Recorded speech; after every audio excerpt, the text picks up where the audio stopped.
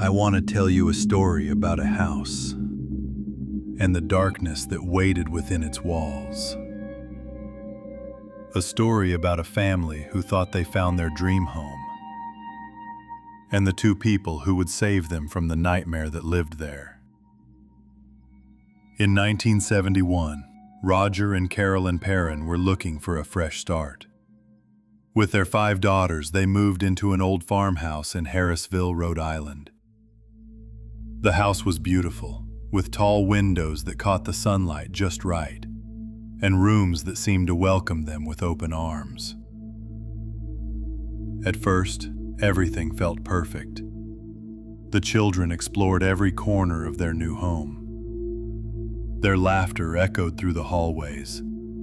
The parents watched them play, feeling grateful for this new chapter in their lives. But the house had secrets that had been sleeping for over 100 years.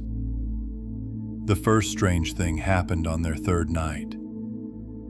All the clocks in the house stopped at exactly 3:07 a.m. Doors began to slam shut on their own.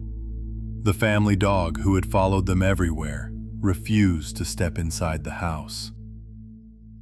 A few days later, they found him dead in the yard. Roger tried to rationalize everything. "Old houses make strange noises," he said. "Animals get sick sometimes." But Carolyn knew something was wrong. She could feel it in her bones. The haunting began slowly, then grew stronger. One night, Carolyn felt something pull her covers off while she slept. Another night, she woke up to find bruises on her arms and legs. She started sleepwalking, ending up in strange parts of the house with no memory of how she got there. The children began to experience things too. Their youngest daughter would talk to someone in her room late at night. When asked who she was talking to, she would say, "The lady in the corner." One afternoon, the girls were playing hide and seek. As Carolyn counted, she heard a voice whispering from the basement, "Come find me." The basement door, which had been locked for years, stood wide open. Against her better judgment, Carolyn descended the stairs into darkness. In the basement, she found an old music box. When she opened it, a lullaby began to play. A melody so sad and beautiful it made her want to cry. As she listened, she felt a presence behind her, breathing, waiting. Carolyn ran back upstairs, but something followed her. Something that had been waiting a long time for a family like hers. Desperate for answers, Carolyn reached out to the only people who could help. Ed and Lorraine Warren, paranormal investigators who had dedicated their lives to helping families like hers.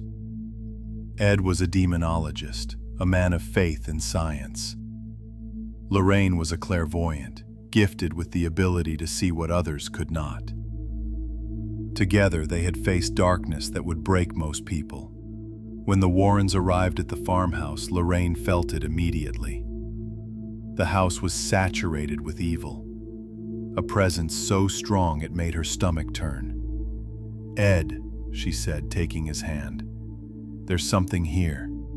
Something old, something angry." The Warrens began their investigation. Ed set up cameras and recording equipment throughout the house. Lorraine walked through each room, opening her mind to the house's memories. She saw flashes of the past. A woman in old-fashioned clothing standing by the fireplace. A baby crying in the night. A rope swinging from a tree in the yard. Through her visions, Lorraine discovered the truth. The house had once belonged to Bathsheba Sherman, a woman accused of witchcraft in the 1800s. Bathsheba had sacrificed her own child to the devil, then cursed the land before hanging herself from a tree on the property at exactly 3:07 a.m. "She's been waiting," Lorraine explained to the terrified family. "Bathsheba targets mothers. She possesses them and makes them harm their own children. And now she has her sights set on Carolyn."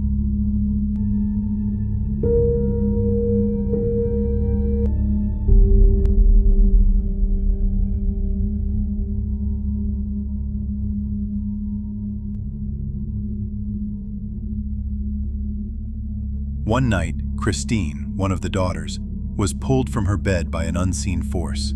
She screamed as something dragged her across the floor toward the staircase. Roger and Carolyn ran to help, but the bedroom door slammed shut, locking them out. They could hear their daughter screaming on the other side. Then, silence.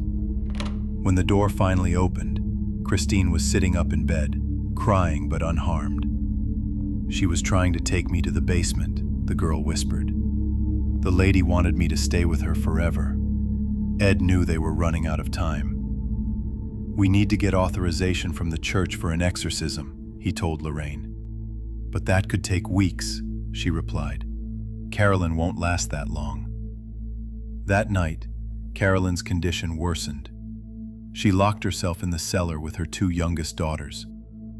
Roger could hear her singing that sad lullaby from the music box, the same one that had called to her from the basement. Inside the cellar, Carolyn was no longer herself.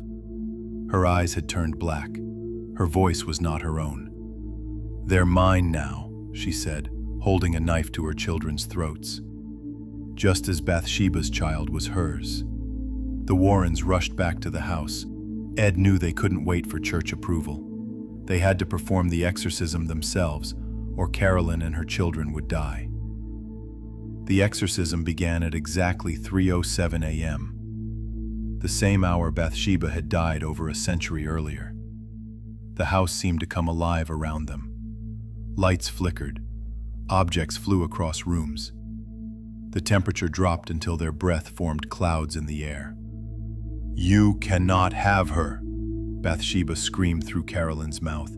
"She belongs to me now." Ed held up his crucifix and began the Latin rites of exorcism. "Exorcizamus te, omnis immundus spiritus." Carolyn convulsed violently on the floor. Her body bent at impossible angles. Her voice became a chorus of the damned. Lorraine knelt beside her, taking Carolyn's hand. "Carolyn, fight it," she urged. "Remember your family. Remember your love for them."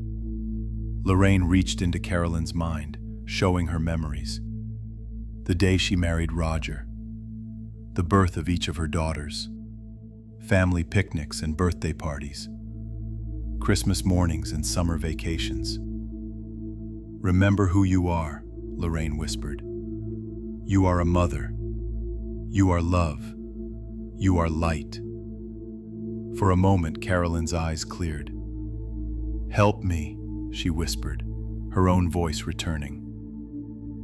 Ed intensified the exorcism. "In nomine Patris, et Filii, et Spiritus Sancti." Bathsheba let out an inhuman scream of rage. The house shook as if an earthquake had struck. Then, silence. Carolyn collapsed, unconscious but free. The evil presence had left her. When Carolyn awoke, she remembered everything. The terror, the darkness, the voice that wasn't hers.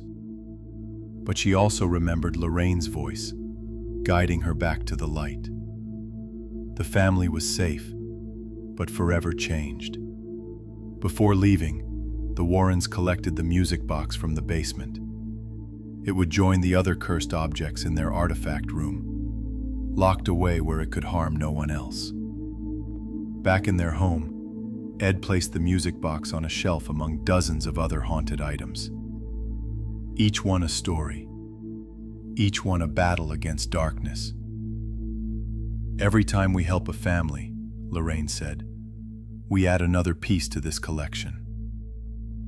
As they left the room, the music box's lid slowly opened by itself.